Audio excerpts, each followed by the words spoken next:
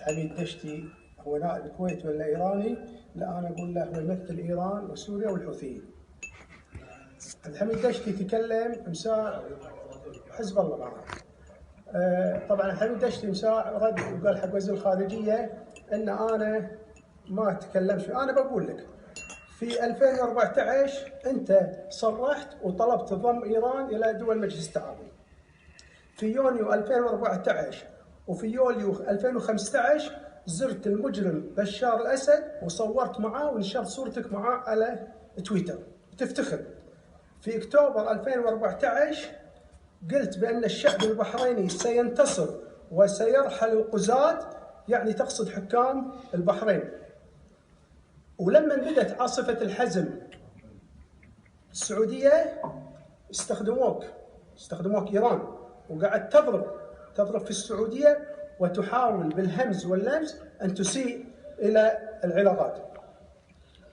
أنت رحت وزرت والد المجرم مقنية وافتخرت ورحت وعزيته بأيضا مقتل أو وفاة ولده اللي طبعا اختطف الجابرية.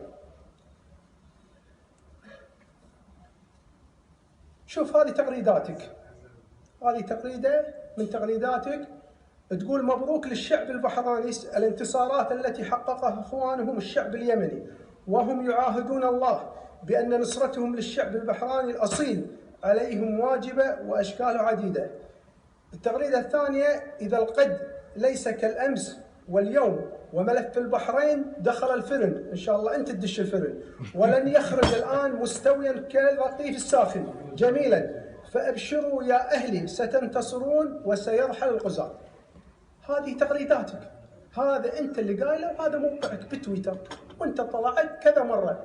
أما اليوم تجينا بالبرود وتقول حطوا لي مشاهد. له الكويت كلها تدري، احرجت الكويت، احرجت القياده السياسيه. صاحب السمو الله يذكره بالخير هني ضحكت بوجهه، انا باعتقادي يمكن كان يتمنى يصك الكف على وجهك بس انه انحرج. يعني ما ادري انت ايش تبي نحطك هني ونكسر المطارات كلهم على راسك. اليوم قول لنا ايش تبي؟ ذبحتنا، احرجت الكويت، احرجت الشعب الكويتي. لمتى يا اخي ما اصير ادمي؟